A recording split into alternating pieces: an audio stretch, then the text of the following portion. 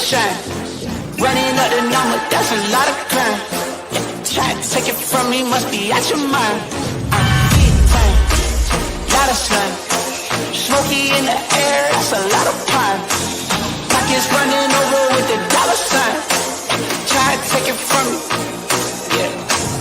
Big time, big time, big time.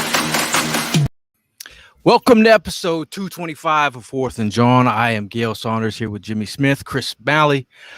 We got the Tims in the building. Playing off at the tackle down there. But obviously today we're talking about the path to 53. I don't know where you've been as an Eagle fan.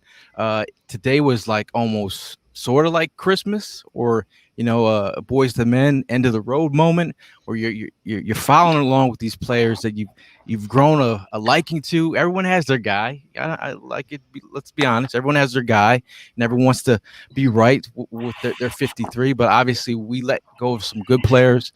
We held on to some questionable players. We'll get to that in a moment. But I feel like at the end of the day, we saw a lot of news popping off on the timeline, and we're just gonna get to it.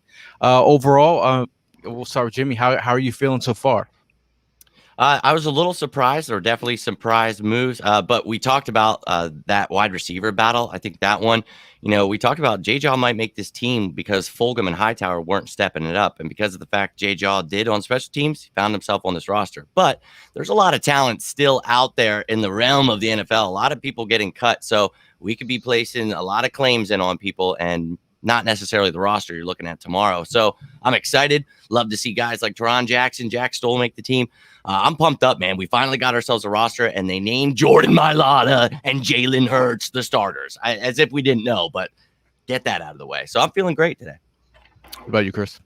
I'm feeling good. There's a couple of surprises, but I feel like we have to be patient and not have like real fast brash reactions, because some guys are going to get moved to PUP, some guys are going to get moved to IR. I'm interested to see what they do with Teron Jackson and what they're going to do with I feel like Jordan Howard might find his way back on the team pretty fast. I think the biggest surprise for me, just initial thoughts, was Marlon Tuipulotu from USC. I was kind of shocked he made the team just because he's shown some promise, but not a ton of flash. I feel like Jacoby Stevens is a guy that they're going to try to keep on the team. He had injuries early in camp, but overall, I feel good. But the one thing that I'm expecting is they might try to get a receiver from the waiver wire, because right now it is loaded with players. A lot of guys that were top prospects in the draft, and it's going to be interesting to see what happens. Interesting. Now from the Tims, we'll also start with AZ Tim in the building. I know Tim has been dropping some gems all morning. He's been keeping me updated and refreshed with some information. But how are you feeling today, Tim? Oh, man. I'm a little confused with what's going on. I think everybody. 7 linebackers? Like, what are we doing here? Trade. We already know. We got a trade in the works here. Yeah, we got a trade in the works. So I'll be dropping a couple of gems in there. Also, man, just to see a couple of surprises. I know Jordan Howard's coming back. I know Richard Rodgers is coming back as well. The DB position, that's what I'm a little intrigued to see what we're going to do. But, hey, man, let's go, Birds. We're here for the season, man. Let's go. Mr. Braxton, how are you feeling? I know just come back from work from NFL Films. Yeah, man, I had to rush down 95 to get here with you guys, jump on, put myself at risk. But, yeah, man, definitely I'm excited like everybody else. We're that much closer to the start of the season. So it's a plus. Seeing the cut day, always love to see that. Wasn't really too shocked about most of the moves that we made. Kind of knew we had talked previously, earlier in preseason about the wide receiver depth and who was kind of on the bubble. After the performance that we all saw J-Jaw make, I made a comment last week about that. Kind of figured he was going to make this squad. How he even addressed it at his press conference, just a little bit ago, talking about, they want to see their draft picks develop. They want to see these guys actually get, full on opportunities to succeed. So kind of figured that he was going to make the squad. I'm just ready to go. I'm curious to see, like everybody else in the room, I'm curious to see what happens with, the rest of these guys. Like Chris was stating just earlier, I'm curious to see what happens in this waiver wire. I'm curious to see, who ends up on this practice squad. Those things like that. I mean, those are the things that I'm kind of waiting for as a, football guy, Eagles guy. The little nooks and crannies are the things that I'm waiting for to see how this team really, really is going to develop. But other than that, man, let's go. Now let's go to the hot topic. Everyone is talking about Fulgham. I see a lot of comments in here about Fulgham. Andrew says, "How y'all feel about JJ over Fulgham?"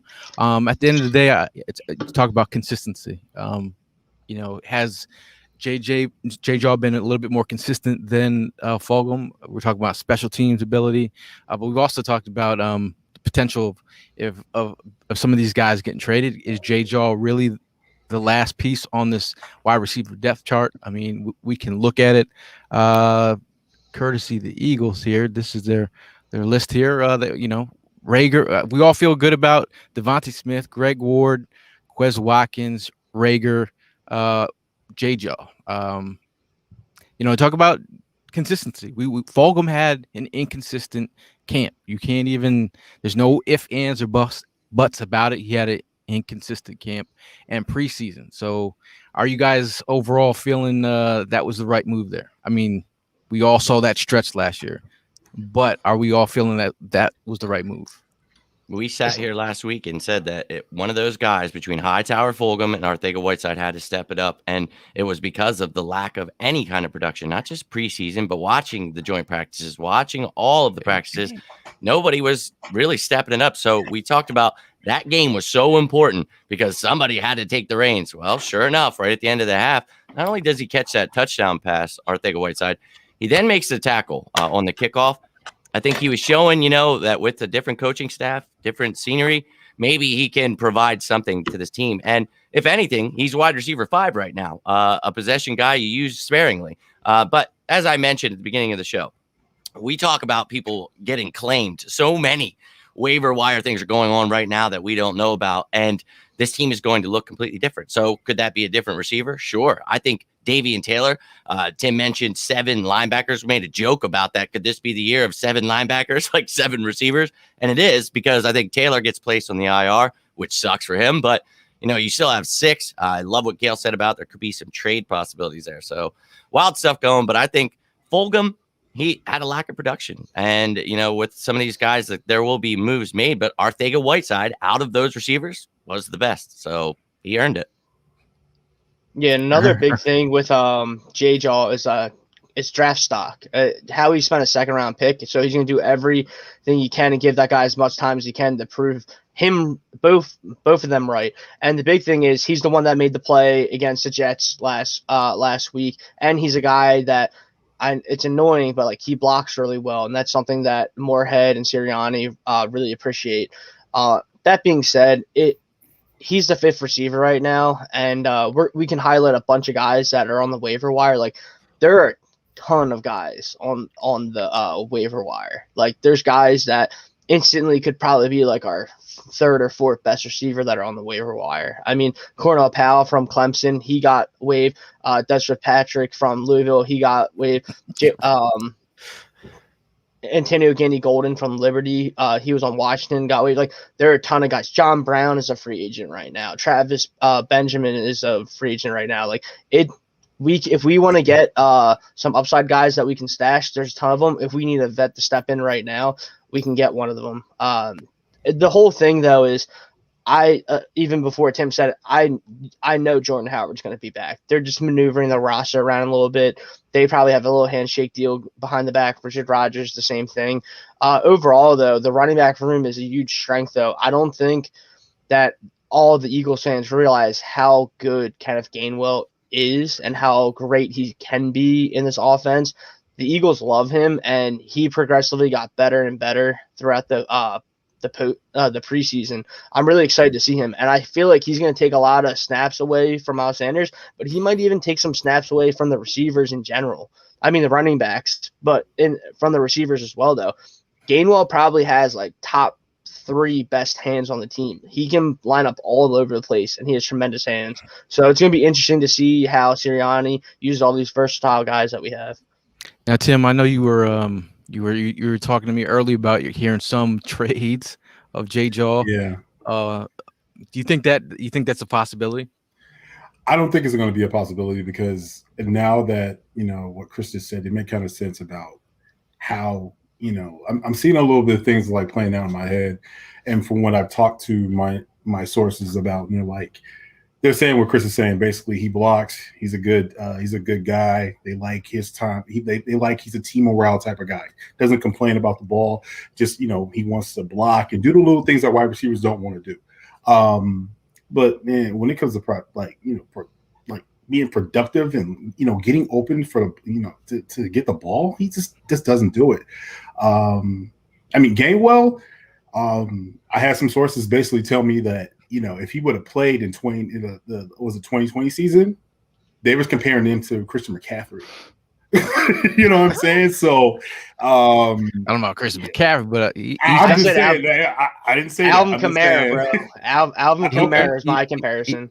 He's got a nice skill set. He's made a room for himself on this roster, and the hands have been sticky. We're talking about going back to Tim saying going back to the back end of the roster, like a guy who might have not been doing things the correct way. It could be John Hightower, Mr. Braxton. How do you think? Are you surprised that Hightower got released? I'm not. To be completely honest, when I look down deep inside my gut, I'm not. We talked about this before, those guys being on the bubble, and we seen throughout preseason how much, leverage that Nick holds with the practices and these joint practices in particular. So in neither one, either Hightower or Fulgham, like we talked about before, stepped up during those practices. We didn't hear anything coming out. Maybe you might have saw a flash here and there, but there was nothing coming out saying that these guys were consistently every day putting up some kind of numbers, having a great practice, having great camps. So am I surprised, to answer your question, Neil? No, I'm not. I know we all kind of were rooting for him in the backfield here. But I just, like Chris was saying, that draft capital that we spent on, Jawn is what kind of kept him on his roster. And we were saying it all off season, saying it all up until preseason. When you look at the other guys that, are behind you who are on the bubble with you, you're the only one with the life preserver as the Sharks are swimming. Because you're sitting with that second round pick. So, yeah, are you going to make this roster? Yeah, you definitely are above those other two. And especially when the production that we, we're seeing from last season is not transferring over to this season. So am I shocked again? No, I'm not really. But we'll see how it goes forward. Like Chris was just saying, there's a lot of guys on the waiver wire. With the extensions of the numbers this year because of COVID, the extra games. This roster is going to look different by the time we get to, September 12th. We'll see what happens. Now, hey, Chris, your boy AGG. Yeah, now if it's one guy, I'm gonna go around the room. Jimmy, what would one wide receiver that you'd want to be bringing off the street? The people are talking AGG. What wide receiver would you like? I'm hearing everything all scratchy. I don't know what the hell that was. If I could bring in one, I like what McClain says here. AGG, he's interesting. But that's kind of I guess he still has the same thing with Arcega-Whiteside. It's like, what have you done for me lately? So Arcega-Whiteside showed up, whereas Fulgham and Hightower didn't. So for me, I don't think I want to change it. If I had to bring somebody in, I've seen guys like John Brown are out there, and I've seen people talk about him. I don't think we necessarily need another speedster, but you never know with injuries. I wouldn't be against a veteran like him, but honestly, oh my God, I hate even saying this, but I would stick with Arcega-Whiteside as your fifth and at least find out.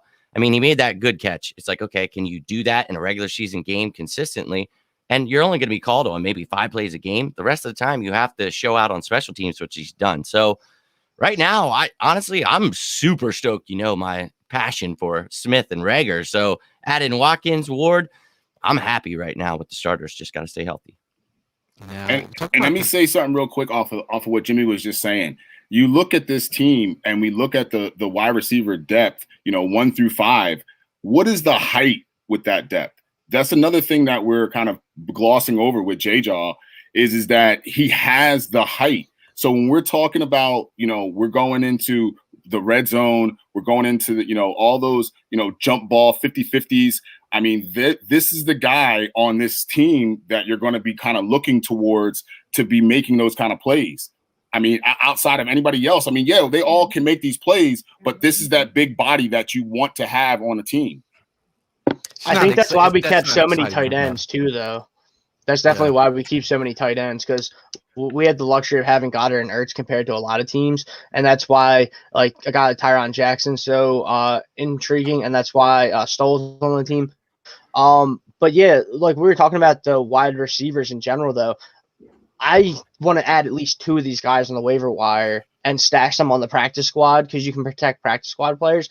Dude, if you can put Cornell Powell or Antonio Gandy-Golden, Desmond Patrick, like any of these rookies that were highly talented from top schools such as Louisville, Clemson, if you can add them and put them on the practice squad just like we had Quez, just learning, getting practice reps with Slay and Nelson all season, and just finally building that repertoire of tools, especially for Moorhead and Sirianni, that it rubbed off magic on Rager, Quez, and Smith this offseason. Obviously, Smith was already retooled, but just getting that NFL experience, like, it would be a disservice not to add at least one of these guys off the waiver wires onto the practice squad because, yeah, Pat and some of those guys look solid, but, like, Antonio Gandy-Golden was a 4th-round pick. He was just a casualty of just having a ton of talent in Washington, surprisingly being a strong suit. They took Diami Brown from North Carolina this year, so I would love to add some of these guys. Yeah. I just saw a question here from someone that they asked, who's going to be our kick returner, punt returner? I think our punt returner, our kick returner could be Gainwell could do kick return. We have Quez Watkins as well. Yeah, for punt return. Sorry, yeah, I was just texting you. It's you have bad feedback with your mic. But in regards to the kick return and punt return, someone was talking to me about that. So Gainwell can do both. Rager can do both. I was going to be interested to see if Hightower was going to get a spot because of that, but now he's gone. Ward is nothing flashy, but he's kind of a guy that he's going to catch the ball. He's not going to fumble it, and he's going to fall down. You're not really going to get anything spectacular from it. But overall, though, and Huntley's gone too. That was a guy that I thought could maybe scratch the roster just because of special team skills. But I would say Rager, Gainwell. I'm trying to think if there's going to be any deep. Oh, Boston Scott. But in general, though, I feel like it'll kind of be like those 3 guys. They're steady with the ball. Ward, Gainwell, Scott, Rager. It's pretty much what it is. We don't really have any specialists, but you got to be careful with that, though, because that's where injuries pile up, and then you might lose a starter. So I'm hopefully that Gainwell is going to be the guy that's doing that because he's the luxury of being the 3rd running back right now. But I feel like his role is going to evolve. But if you can get a rookie that can play a receiver, running back, and kick returner, punt returner, that's amazing value, especially for a 5th-round pick. Most definitely. There's also some guys on waiver wire that you can get on there, like Travis Benjamin. He's a good punt return. He can get behind the defense as well. Good veteran and has connections with Sirianni and that whole little staff over there. AGG, man, I'm kind of liking that. I ain't gonna lie to you. I want to see you kick the tires on it and give him a chance. Also see it with John Brown, but I don't know what. There was something weird about that. I guess he asked for his release from the Raiders, so I don't know what's going on there. Brian Edwards is going on there. Right. Gail, we cannot hear you. Moving right along to the tight end division. How about that? Zach Ertz, Dallas Goedert, Tyree Jackson, and Jack Stoll. Jack Stoll, favorite amongst a lot of people out there in the internet world. And then Tyree Jackson has shown his worth over the last couple of weeks. Obviously got injured. Dallas Goedert, tight end 1. Zach Ertz, tight end 1 in our hearts. And then I know Tim was mentioning that there's rumors out there about trade rumors flashing up right now about who's interested. Yes, sir. So they've never gone away. Right, never gone away. At the beginning of training camp, everything died down. Didn't want to trade him. They felt like they didn't have anybody. But the rise of Tyree Jackson and Jack Stoll became something. Looks like the Jets and Arizona Cardinals are just waiting, trying to figure out what's going on with the numbers. Also, what they're doing with their should I say it, Gail, with wide receiver? Go ahead. It looks like they're interested into Christian Kirk as trade bait. Due to the fact that he is buried in the draft. He's buried in the depth chart as wide receiver. Got an AJ Green, Hopkins. Those guys ain't coming out the game. You got Rondell Moore and Andy Isabella. There you go. So those guys, they don't want to come off the field. So he's kind of like the odd man out. And then also they haven't had a word with Larry Fitz. He still might want to play at age of 38. Well, shout out to him. Happy birthday. And shout out to my daughter. It's her birthday today, too. Happy birthday to you. Happy birthday to her. Dude, I think that, obviously Cardinals, they loaded up, added AJ Green, they got Isabella, Kirk, all those guys. So, yeah, I mean, you look at teams that are loaded at certain positions, and they could definitely be willing to move somebody. And you look at teams that are hurting for a tight end. We've talked about this all offseason. The Eagles have been trying to move Zach Ertz, and unfortunately, we just haven't got the right price. But we're not going to just give this guy away. And the asking price, isn't really that much. It's just teams know they have us by the balls. We can save a lot of money, and they know he wants more money. So it's kind of like a win-win for the other team. So they've been trying, and I catch a lot of slack for saying I still don't think he's going to be here, but you're going to keep him if you don't find the right deal. It's just, I'm with Tim. The teams have been calling. They have been trying, and it's just, we're sitting back and waiting. We don't have to do anything. We've got ass loads of cap space. There's no reason, all offseason, a lot of people were saying we had to get rid of him. There's no have to. I just feel that there's talks that Goddard's going to get his extension here soon. He's in his final year. So this is Goddard, tight end 1, like Gail just said. And I love the fact that Jack Stoll is still here. Huge fan, obviously. Made jokes about the mullets, all that great stuff. But he's an H-back, dude. He is somebody, not an inline blocker, but he has the hands. He has exactly what we wanted. We talk about what Trey Burton did in Indianapolis. I think that's what Jack Stoll can be. And it's awesome to see him. I didn't think he was going to stick around if Tyree Jackson were still healthy. But, hey, I love it. Tyree Jackson gets placed on the IR. Maybe Dick Rod comes back. You guys got me calling him that now. Now he'll be back at tight end. And I think that this room is pretty nice. I saw someone mention we need to see some 12 personnel. I think you'll see a little dust in the 13 personnel, too. You get 3 tight ends out there. We mean business, baby. You get Stoll in motion, don't know what he's doing. I am very excited about this offense. We see how Stoll was utilized in a couple of the preseason games. They fed him a little bit, saw what he could do. But it just, a couple of weeks ago, I was saying keep him 4 tight ends. And you hold on to Ertz as long as you can hold on to him. And then this is where you're at, where you can either, we don't want to move him if we don't have to, but you're just talking about make it make sense. Right now, it looks like something could be lurking. I don't know. We'll see. Because I know, shout out to Prime and Evan, who are working hard today. They couldn't make it. They're trying to make that money. Okay. Prime just got married. He's got bills to pay. Okay. But shout out to those dudes.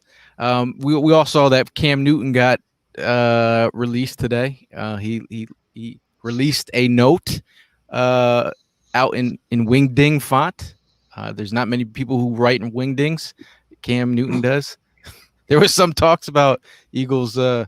Some people were interested in bringing Cam Newton, but I'm kind of like okay with that. I mean, I'm good. Yeah. Not a Noodle. Well, his name is Cam Noodle. Let him go to Dallas. Let him go to Dallas. We've got enough here. I like Dallas is in. Dallas is in on the Cowboys. Oh yeah. I mean, Dallas is in on Cam. Yeah. Correct.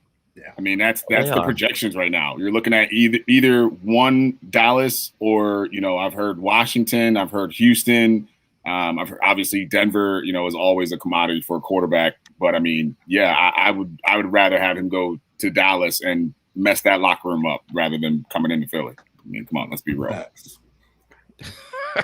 People are all over the place on Cam. Cam's also not vaccinated, so it's a weird thing. This whole vaccination thing right now is now guys that are on the bubble. If you are not vaccinated, they have a reason not to bring you in, which is like, it's tough. It's tough. I mean, it affected my fantasy team. I'm like, is this mother?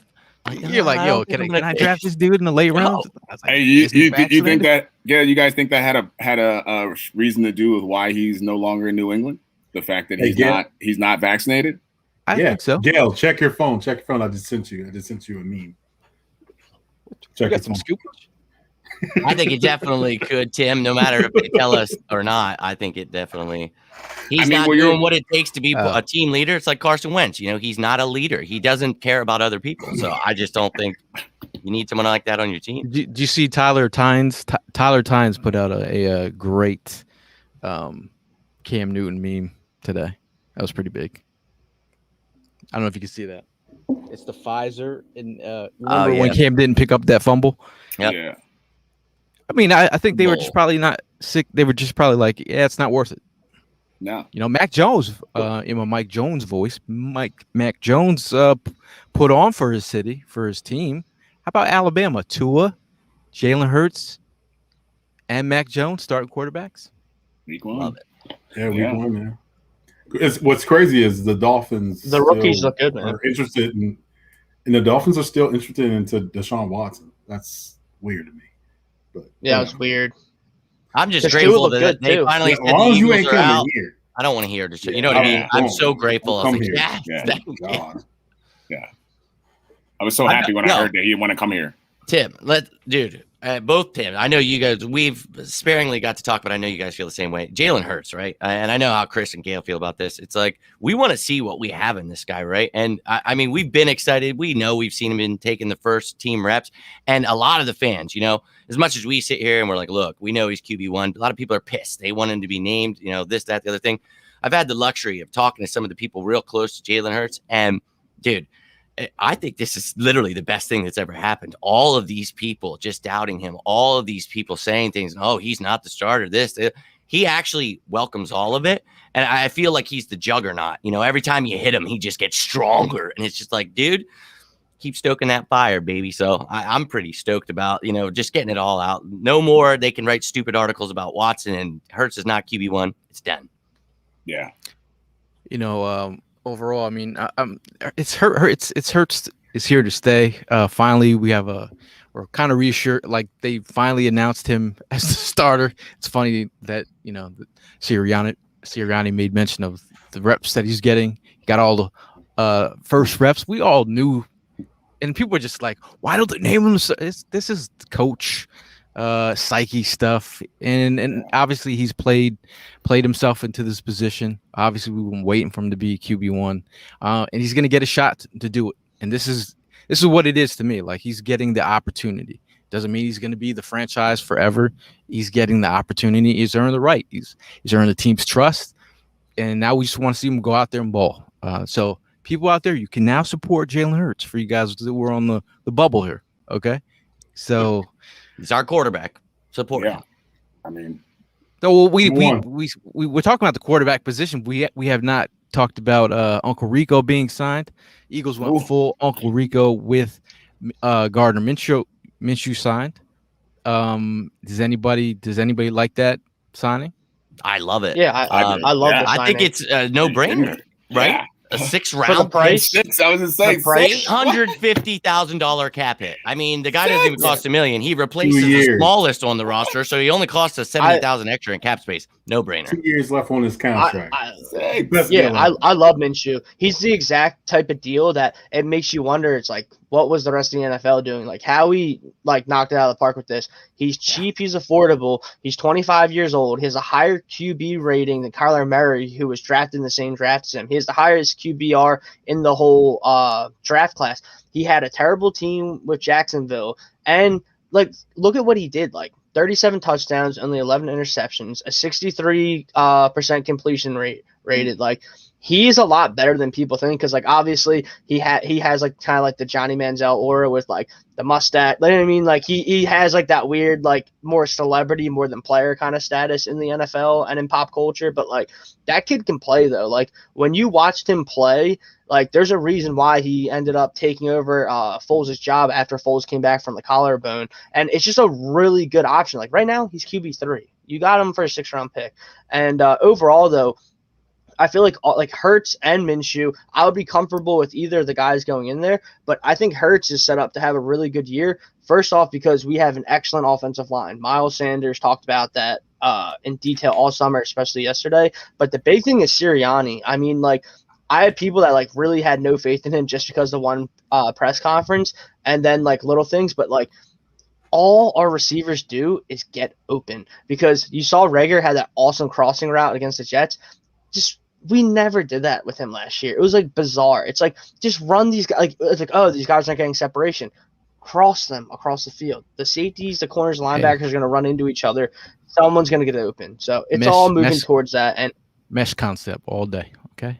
Exactly. We were begging for it all last year. Yeah. It was like just glaringly. It's just like I wanted to pick up my PlayStation controller and just take over the game. It was torture last year. I was about to buy Gale a mesh shirt because he said it so many times. The QB room's looking good, guys. And then the bubble screens, the bubble screens with the wide receivers. I'll put my head through this wall right now if we have to talk about this anymore. Well, I think Chris, hit it all on the head. I mean, you're getting Minshew for a 6th round. I mean, come on, like that's bargain basement prices. I mean, let's be real here for a guy who was, like you said, 37-11. Like, come on. I mean, let's be real. Like, and in fact, we're getting him. And everybody, I hate this because the analysts are everybody is all like, oh well, the Eagles are just repeating everything they did with Carson Wentz and Nick Foles, and I'm like, this is not even the same thing. Like this guy is on a 2-year deal. He's going to be our backup. If Jalen Hurts is out of the box, then this guy's going to step into that number 2 slot once Flacco's gone next year. I mean, so this is perfect. You're getting your backup quarterback for potentially, if Jalen is our franchise, for potentially the next 5 to 10 years, and you got him as a 6th round. Like, come on. Let's just, do the math here. Peanuts for the next 2 years. So I feel like our depth, QB depth is pretty nice. You got a ex Super Bowl MVP who's kind of washed gang right now, but he's in the incubator system with Hurts. And I feel like Minshew is a guy who comes in and competes. Like you might tell him he's not a starter, but he doesn't see it that way. Those are the kind of guys I want behind Hurts pushing him. And he's got experience. So obviously that experience, he's flashed in certain games and could be better than Mullins. So that's the timeline's weird, man. You pick up a guy. I mean, he's got experience with David Caldwell. So former Jaguars GM, he knows what he has, knows his skill set. So I feel like it all makes sense if you want to bring someone in to compete. So looking at the other positions, any other guys that stood out to you that have made the roster? I did like that Teron Jackson made it. I was kind of late round sleeper, baby. I still can't believe we got him, and he got the opportunity to show it, and he showed out. Okay, well, hold on. The only person that did not want to make it, I can't say his name. Is it from USC? Oh my God! How? That's he's got promise as a run stopper, man. That's it. Kindergarten hands. He has. Well, I mean, he does have some twitch to him, but they didn't say that he showed out too well. Obviously, he's a draft pick. Jacoby Stevens gets cut. Yeah, that was shocking. I'm sure they'll had him on my cuts, man, and you know how much I liked him, and it was hard for me to put him on there. And exactly what you just said, injuries led to me cutting him, because there's 7 guys on the roster right now that I could put ahead of him, and we just did. So it sucks, but you hope that he goes unclaimed and maybe he gets a chance to prove that he can be that nickel linebacker on the practice squad. True, but I don't know if you guys seen that preseason game when he played. He was like the only person at times was just like, he was the only rookie out there, and he was like going after it. He was going after it, and I don't know. I mean, most of us are college guys, but did you see the way he handled Kyle Pitts when he played against Florida? Yep. Mm-hmm. He put them Yep. paws on him. Sure That's did. why I was like, yo, like, come on. But then I get it. You can't make the team from the tub, yo. Yeah. Now, petenathan, also known as whose agent? Patrick Surtain. Yeah, you know. See, I'm waiting for the crowd here. He says these fools really cut John Hightower, y'all. Now John Hightower, as much as we like his separation, we like his ability to get open. The inconsistency at the catch point has been an issue, and also what's not been talked about enough is inconsistency as a professional. I think he's just not grasping being a professional football player at this moment. Not to say not taking anything away from him, but I got that from somebody who would know, and that's the surprising point, because we saw his blazing speed, we saw all that, but I didn't hear about that his inconsistency as a player. And then you got to have the team to be you have to have the team be able to depend on you as a player. And if they couldn't depend on you, and this is where we get back to J-Jaw being the fifth wide receiver here, you can depend on J-Jaw to be where he's supposed to be and do what he needs to do when asked or coached, and that's why he's not here. So you said yourself, Gail, he was given an extra opportunity. Because these guys get to play special teams, but in his case, he gets to have the ball in his hands as a returner. And Fulgham and Untitled Whiteside didn't have that, so they gave him that shot, and he sucked at it. And he sucked at catching the ball. And as a receiver, well, you got to catch the ball. So I don't really think it's a dumb move at all. I think he needed to step it up, and he didn't. So his loss. Yeah. We talked about this. I mean, it was time. You didn't want the smoke. I mean, let's just be real about it. Squad maybe, but yeah, exactly. Now Pete's going to his Twitter timeline. Look at you, man. Look at you doing your work. I mean, we've all seen his separation ability, but that's at this moment, there's guys that are looking to make this roster. You know what? Before you say a player, though, before anybody gets in that, can we give a little bit, because I know people are going to hate me for this one. Howie Roseman, man, you got to give praise where it's due, and he has been slaughtering people this offseason, and he's not done yet. And, we killed with the cap space, the draft, everything. Now, going into this, you didn't think, he would do anything. He got Gardner Minshew, which we just talked about, for $850,000 cap hit for a 6th-round pick.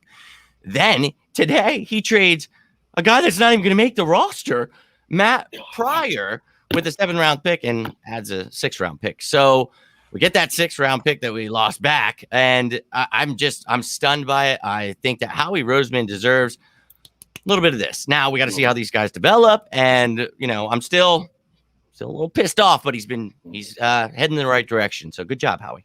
Hey, and then if you guys watched the last preseason game, you saw me and Ev. We got caught on the screen. I know people were making memes out of it, but we were sitting. Matt Pryor's family was sitting right behind us, so it was just an interesting bit to actually watch preseason, and his family's watching every single snap and determining if he's done enough to actually make the roster. It's a weird scenario when just wow, you guys are watching this game on a whole nother level, because they're watching is his snaps. Did he get called for a false start? So I mean, shout out to you guys for just being when players get traded or moved, their families got to move. Their whole life is shifted. So shout out to the Pryor family, but shout out to also Howie for getting a solid trade, man. I mean, do you think they're watching right now, Gail? Because I was going to say something, but I don't want to. No, good people. I mean, just it is what it is. It wasn't going to be bad. It's just if you are watching, this is just a little something maybe Matt could use from the grapevine of people that work around him. He is a freak athlete for someone that is 6'7", 320 pounds, I believe. That's a big dude, and he can move. But the fact that he has not been able to put it on the table and has been given the opportunity, it kind of tells you about work ethic. And I'm not here to judge this guy and tell you, oh, he made it to the NFL, dude. But this is what separates the guys that are getting cut today and the guys that are becoming great. And from the person I was talking to, they couldn't believe that someone, because all of the linemen feel this way, he has not stepped up and really showed what he could do. So Yeah. I mean, best the of one luck to thing you, that man. the one thing that hasn't really been reported, he had surgery on his L4 and L5, and he played through injury last year. I know the Eagles were upset that he played through that injury without like letting them know about it. So he did gain weight, and he was fined for gaining weight in that situation. So he was fined $20,000 for not making weight. So getting back to shape could have played into his issues as well. But obviously, them getting some value, where you're always looking for value at the end of the draft. You can get a 6th round pick versus a 7th round pick. I'll take it. But we're about to close out shop here. Any other things you guys want to talk about? Timeline is on fire today. I think you guys were stepping in. So, I just want to say one thing. So last night I was correct on my trade, right? Oh, you were correct on your trade with your intel. I mean, you called that Matt Pryor trade, and here we are today. Yeah. Any other player? Any other players on this roster that need to be talked about? I love that Josiah Scott made it. He was really trying to show out. I was a little concerned that he got banged up there in the last preseason game for his chances, because we talk about, someone said they were a little concerned about the defensive backs, and I hear you. We're lucky to have Gannon here. Hopefully he helps these guys out. But the cornerback position, Avonte Maddox, man, I like him. I like him as depth. As a guy that can help at nickel corner and free safety. We've talked about all offseason. I do not like him outside, so we fixed that. The thing is, you could get an upgrade there. So people forget that we traded for Josiah Scott. And I really think at some point, Zach McPherson, he could be a starter. But right now, Josiah Scott could really come in and take a lot of snaps from Avonte Maddox, and I would be okay with that. Whoever wants to step it up. But I like to see him make the roster. It was a surprise over Craig James, who was a special teams ace, but another injury. So you don't know if these guys will be back or what will happen next week, but it'll change. Yeah, Josiah put it on it. They said at the last end of preseason, he played himself into a roster spot, just like maybe Jaw played himself into a roster spot. Did score a touchdown. Sure Interesting did. stuff. I mean, I heard Scott had a great joint practice with the Jets. Yep. That's what I heard from my guy over there in New York. He said that he was shining out over there. So these are the things, we got a coach who values that practice, not so much big on the preseason, but values those practice matchups. So you got to shine when it's time to shine. Let's see. Yes, sir. People in the here we go. Geronimo Allison, a receiver being talked about. Eagles are looking at him, sniffing around him. Tim, that's what you've been hearing. Well, and then he got cut, so here he's out there for everyone to get a piece. Let's see. Quentin Dunbar. Sorry, another guy. Yeah. Who Quentin Dunbar also played with Darius Slay as well, right? Yep. And I mean, who just got released from the Bears? Was it the Bears? He played with cornerback. Cornerback, yeah. What did he get released? Hold on. They should just release Eddie Jackson and give him to us. Yeah. Is it Trufant? Trufant. Oh yeah, Trufant. Someone made that in the comment. We got to go get him. I was like, yeah, but they're sniffing around him. I guess his it's a little inside. His father got sick, and he got, I guess something just wasn't right with him. He got cut from the Lions. He actually owes the Lions like $4 million. So, and he still wants to play. So that's just a little inside that I got.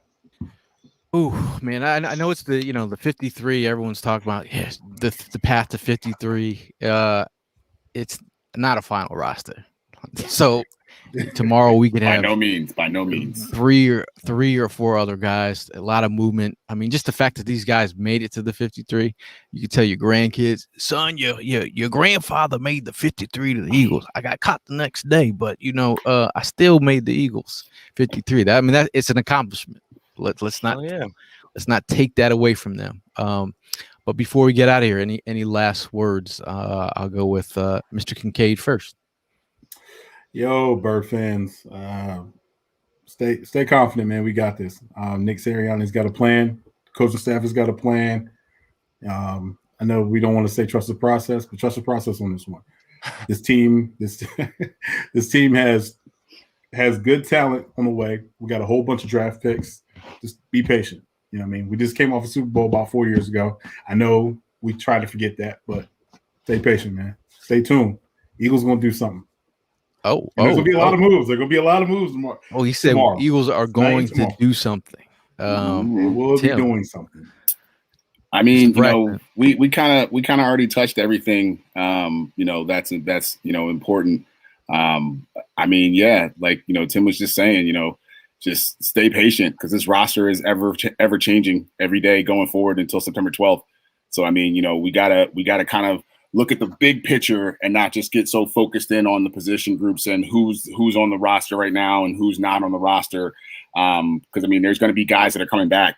I mean, shouts out to everybody, across the league who didn't make it onto a team today. I mean, your lives are impacted. I mean, it's a rough bid, getting called into an office and devoting yourself to a team for months on months, and then to get told that you didn't make it. So, hey, for all them guys out there, keep fighting, get back in the gym, keep trying to get bigger and better. And, eventually somebody will pick you up. To the Eagles fans, like we just said, hey, keep the faith. We're going to get this thing situated. The best thing, I'll leave it on a positive. The best thing about this right now, this 53, is we have depth. And from what I'm seeing so far, we have depth at key positions. So that's a thing to hang your hat on with this new coaching staff coming in already. Like Jimmy was saying earlier, Howie, I don't know what happened. Maybe Nick got up in his grill or something, but Howie has flipped the script and he is starting to do some things we've never seen him really do like this. So pluses and pluses and pluses are coming. So stay positive, baby. Chris. Things are building in the right direction. I said this right after we got Nick Sirianni, and not to judge him too harshly in year one because he's inheriting a team that wasn't good last year. He's inheriting a team that has missed on free agents, a team that has missed on draft picks, a team that had a ton of cap issues and dead money. I mean, the biggest dead cap hit ever in NFL history is something that he inherited. But this is what you see, though. I want to see him establish a culture. It looks like he's doing that. The team looks like they're one collective unit right now. It's looking really good. It looks like he is developing players. Quez Watkins and Rager look phenomenal right now. I understand that's the preseason. I understand that we still have to see them do it in games, but you're seeing guys that people were counting out and people were very unsure of look very confident. They look like they're guys that are progressing each week. And then you see a guy like Jalen Hurts that is easily the leader of the entire team. You see vets backing him. You see the young guys gravitating towards him. He's the guy that's going to be with linked to Sirianni through the ups and downs, but it looks like it might not come immediately, but success is coming. And remember this, the schedule, it's a little tough in the beginning, so immediate reactions, obviously people are going to be going crazy. I mean, look how people reacted to the New England game where barely any starters played in the preseason. But in general, though, hopefully that we stock up on the practice squad. We're allowed to keep holding a bunch of guys on the practice squad since last year because of COVID. And let's hope that some guys like Jordan Howard make their way back, Richard Rodgers make their way back. Hopefully Jacoby Stevens can get stashed because I still see the potential there. But overall, though, we're moving in the right direction. And next year, we have a ton of potential to stack the cards even higher for our team. Well, ladies and gentlemen, I'll try to make this quick. I know a lot of people got places to go. So one thing we've talked about is the way to go into this season excited and getting ready for football is to temper your expectations, ladies and gentlemen. This is a new head coach with a new quarterback. But guess what? You're allowed to be excited about it. You're allowed to get pumped up for the promise of this team because there is a lot. And the potential is very high here, ladies and gentlemen. So, yes, if Jalen Hurts, the offensive line stays healthy, all these other things we've talked about all offseason, if they continue, this team is going to surprise everyone. We're going to win the NFC East, and we're going to build a championship contender in the next couple of years here. We got 10 draft picks next year. We've got almost 80 to 100 million in cap, depending on what we do with restructures. Dude, get excited. Football is 12 days away. Rocket Randall Cunningham. Yeah, I'm getting pumped just thinking about it. So I hope you guys can finally rest in. Try not to get worried. Like all these guys said, the roster is going to change, right? You're going to see Tyree to the IR. Guys moving around. It's fine. Let's go Birds. I'm just ready for some football. Well, if I can borrow some of that juice, yeah, I mean, like I said, 53 is not final. It's all going to be moving parts as we move on to the next couple of days. Just be excited that we're here finally. I know, families are waiting for this moment. I feel, I'm feeling for y'all. But overall, Eagle fans, we got our 53, and we're gonna have moving parts. Okay, so we'll see you guys shortly. There could be some breaking news coming around the corner. I hope. Hopefully, a trade is in the works. That's what we keep on hearing about. So stay tuned. We'll see you guys soon. And as always, go Birds, and we'll see you very soon.